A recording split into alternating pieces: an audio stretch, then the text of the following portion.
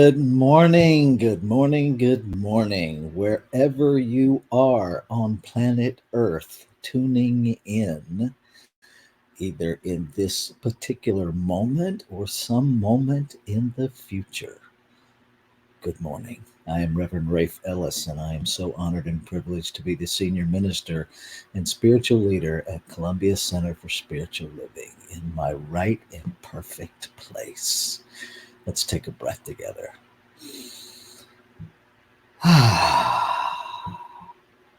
So last week, we explored the tyranny of the or, how we negate infinite possibility by narrowing ourselves to only two possibilities.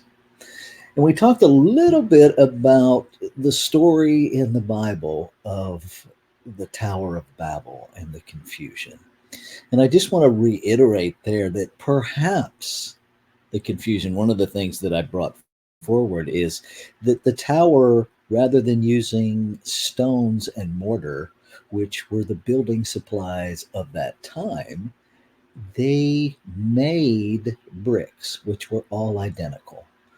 And they used tar instead of mortar, which is a very substandard product, if you will, comparatively, because mortar, which is actually made from aspects of the very stone it's holding together, versus tar, which is fluid and never really completely holds things together. It's very temporary. And so perhaps part of the lesson there that we get to take away is that the natural expression of creation is differences, and that the strength of a thing is in the differences, and that what binds them together is a coming together of the commonalities, and that our any desire to create and build a temple, to build a tower, to create a supremacy of sameness creates tremendous confusion. Look familiar? Sound familiar? And so, remembering that, today we're going to explore the genius of the and. Now, scientifically, most of us are aware that the majority of the universe is actually space. And many scientific reports would have us relate to that as empty space. And I submit to you that rather than empty space, we are actually perhaps surrounded by infinite possibility. That all of the space that we're swimming in is filled with pure, untapped potential. Untapped potential. And that the way we find that, the way we begin to explore that, is through this little word called and. This is what I'm experiencing.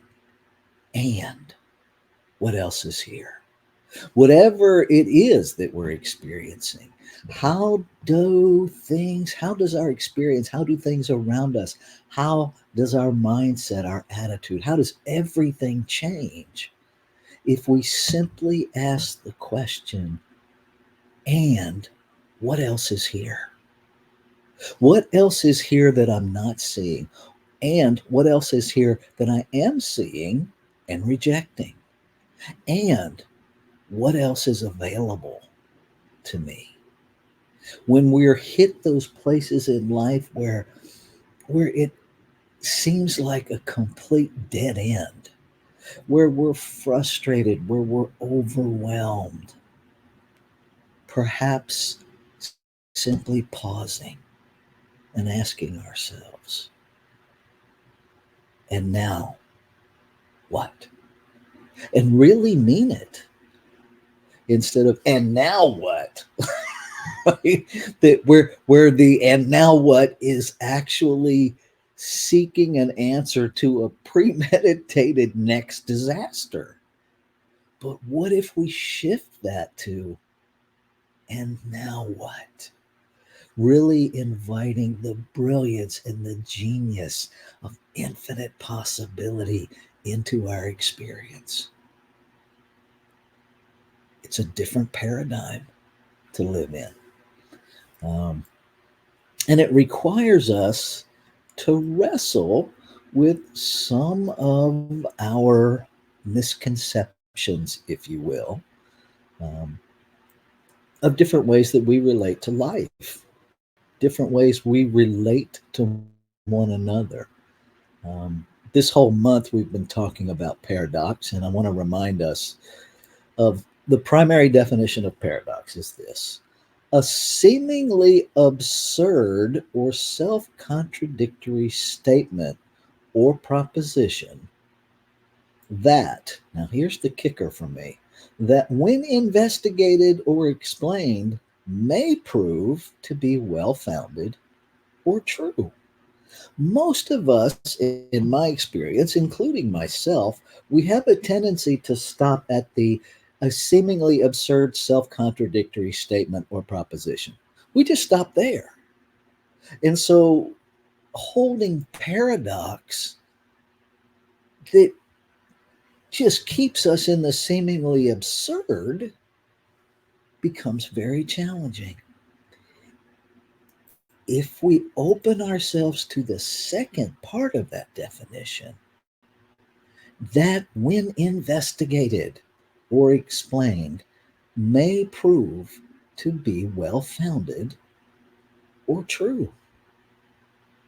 Now we're stepping into possibility thinking.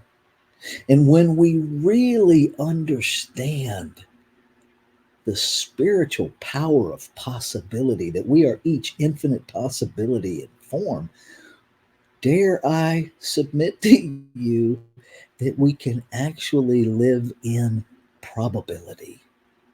See, it's one thing to live in infinite possibility, the infinite maybe, the infinite what if. But what if we actually leaned into the infinite must reveal? Must reveal.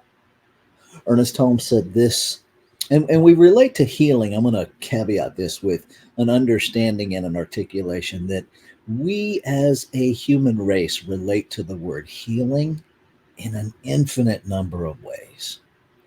Right? Many of us think of healing purely on the physical realm, and we're actually talking about cure. This is what Ernest Holmes says about healing, and it's where I continue to anchor and invite you to anchor. A true healing is the revealing of truth. A true healing is the revealing of truth. And if you understand our teachings, he goes on to talk about throughout all of his writings that we are truth in form, that is the nature of our being, that we are infinite truth. And so is everybody else.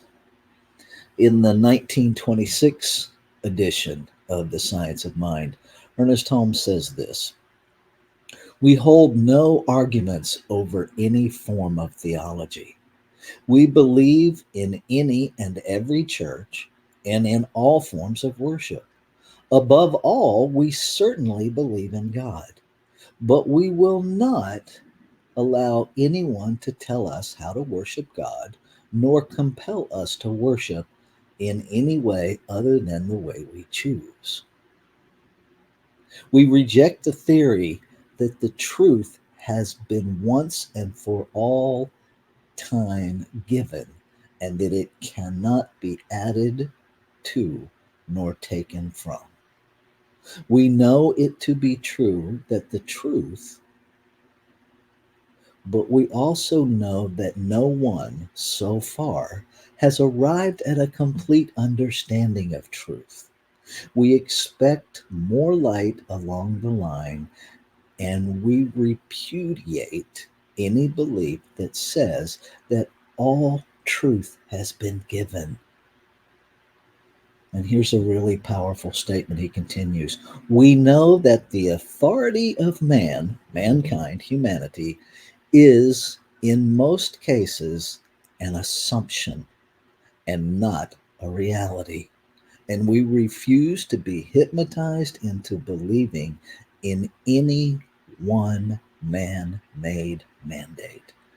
And I submit to you that Ernest Holmes believed that even about his own writings. He called us to be open at the top, that he understood that he only knew what he had come to know, and that there was always more, always more. Um, I invite you to consider that there are answers in every theology. There are answers in every philosophy. There are answers in every psychology. There are there is some degree of truth in every thought, and that perhaps it is the assumptions of the framework that prevent us from revealing that truth.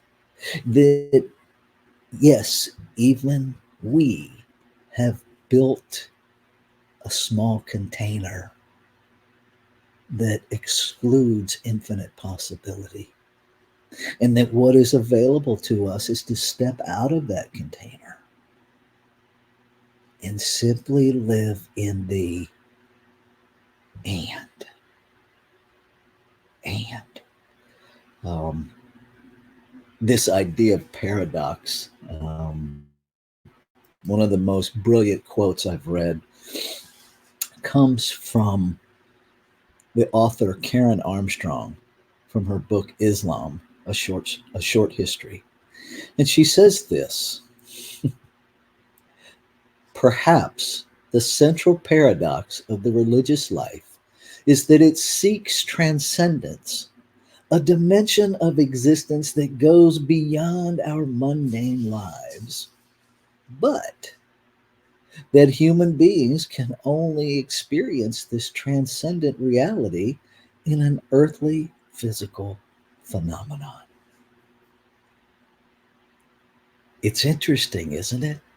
We seek to go beyond without recognizing that we can only experience as this human form that we are.